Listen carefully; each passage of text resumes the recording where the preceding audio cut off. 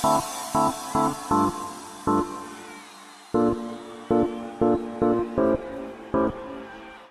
everybody, my name is Katheryn. I am a transition and wellness coach for foreigners in Japan. And today I'm sitting with my good friend Nina, and we're going to be talking about her experience coming and living and working in Japan. So one of the things I'm really excited about today is Nina and I were both half Japanese. So we have one Japanese parent and one American parent. And so I'm really curious to know what her experience has been living here, especially because she has a history of understanding Japanese language and culture before coming here. Okay, so let's go ahead and get started. So Nina, how are you? Doing great. Yeah, can you share with us a little bit about your experience coming to Japan? So like, when did you move here? Yeah, so I was born here and lived here until I was 8 years old, and then I moved to the United States. And then I came back here as a college student for a semester when I was 21. And then at that time, I thought I would never come back and live in Japan. I hated my experience here. Really? And so then I went back to the States, but then got a job offer, so I returned in 2015 once again. So what didn't you like about living in Japan when you came as a university student? I think the university I went to and the education system that I was exposed to here really gave me a negative influence of what living in Tokyo was like at that time around. I wasn't living like in the dorms with all my friends. I was living with my family, my relatives, which was great, but it was kind of on the outskirts of Tokyo, so I wasn't really immersed in the nightlife or the central Tokyo culture of everything. And then school was just very different from what I experienced in my small university back in the States. So that negatively impacted my time here. I think that's interesting because in the States, our mentality is that once you go to university, you're on your own and you're outside of living with your family. But in Japan, a lot of people still live with their family, maybe even until they're married even.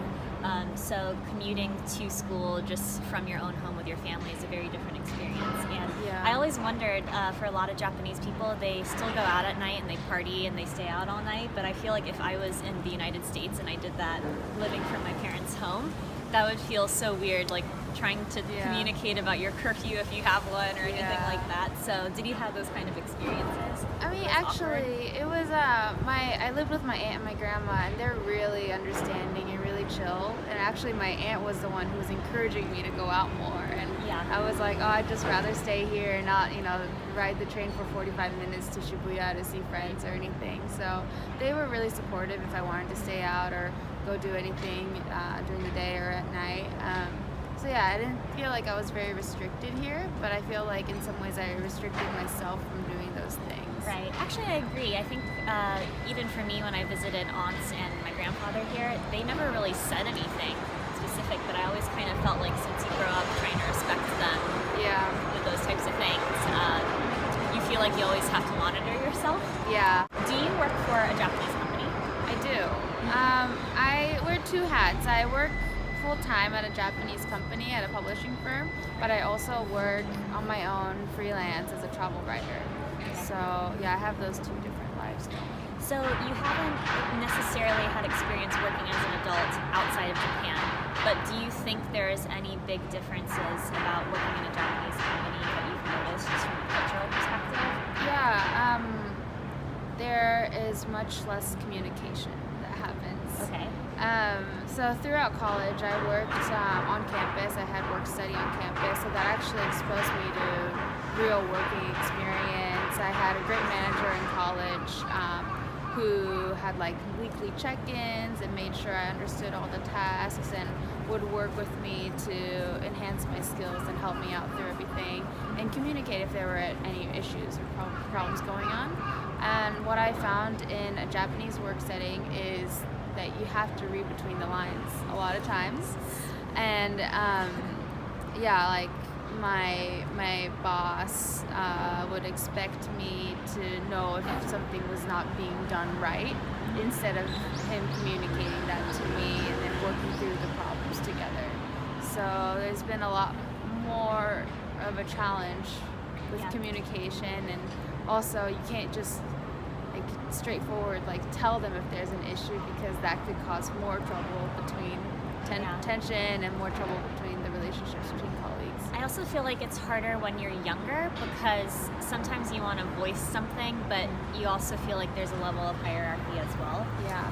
And so just trying to kind of get your points across or trying to explain that you even have an issue, that in itself can be really challenging. Yeah, I've been pretty lucky though. My company's pretty small and everyone's really understanding, and even though I'm the youngest and the newest in the company, they've been very respectful of my opinions and my thoughts on any problems we have or any new tasks that come along the way. So have you found like you've had to really go out of your way to engage with them a lot more? Like, has that been uncomfortable for you? Not so much. I think having that Japanese and American background, I've been able to decipher when is good to speak out versus when to just keep quiet. Right. Yeah. What made you decide to stay in Tokyo as long as you have?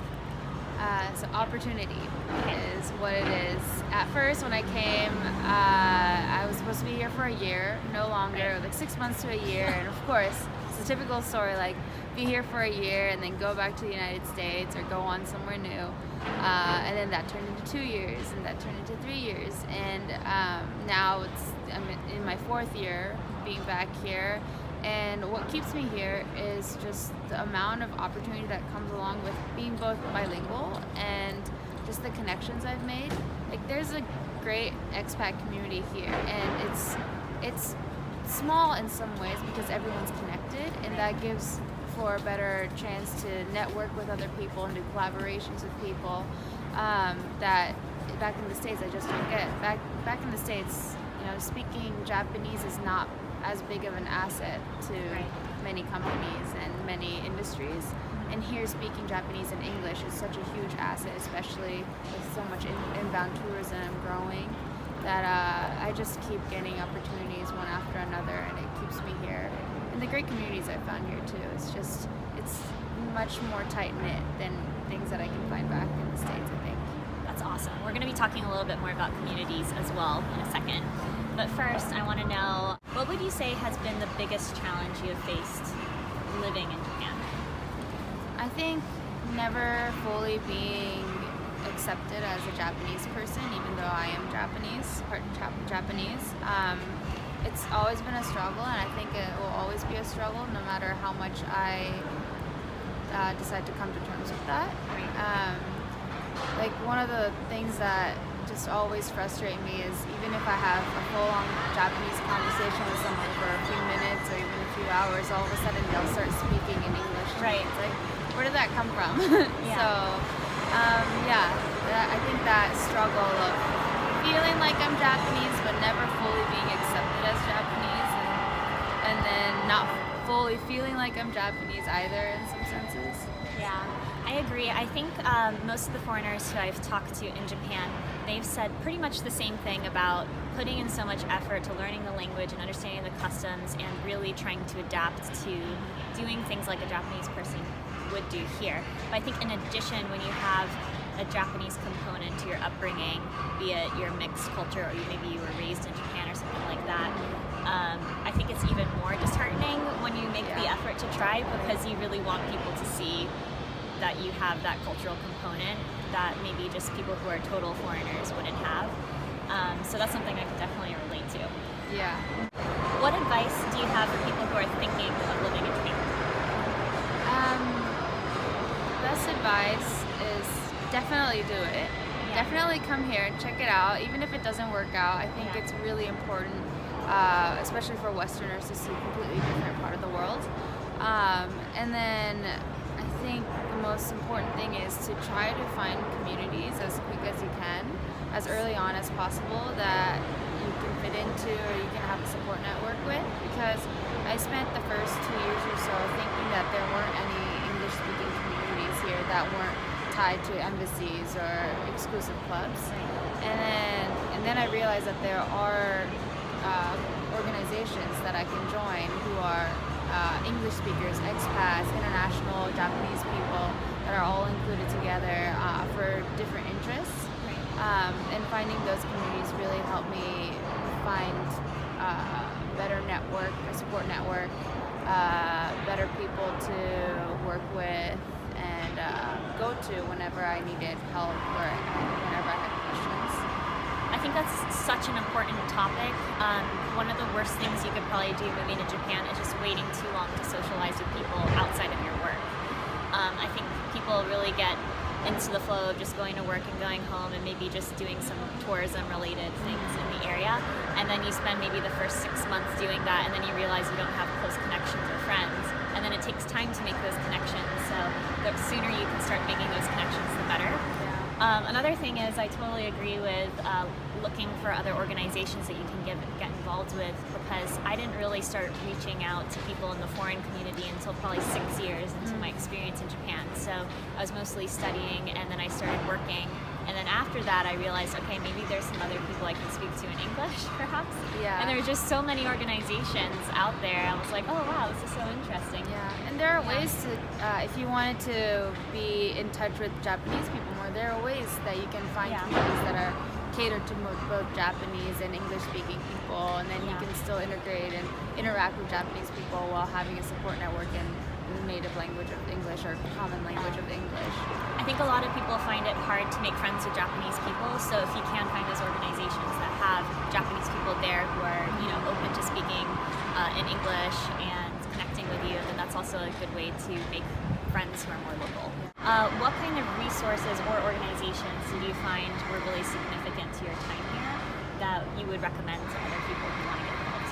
Yeah, so one would be FEW, which is where Katheryn and I met. It's for empowering women, and that's a group for expat women and internationally minded Japanese women.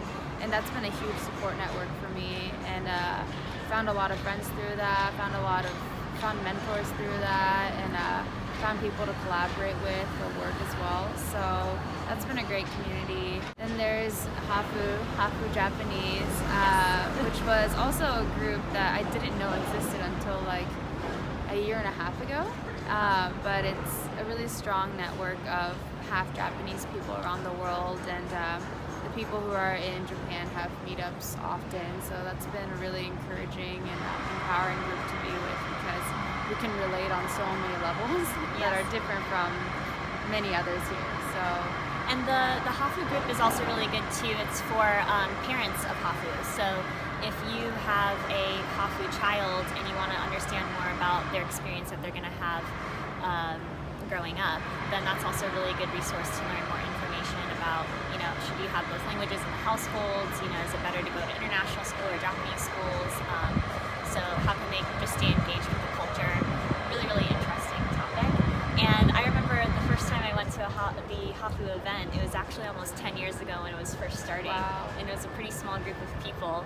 And they started a Facebook group around then, and now there's like over 5,000 people of just Hafu who live in totally different parts of the world, plus some Hafu parents. Yeah. So how can people stay in touch with you?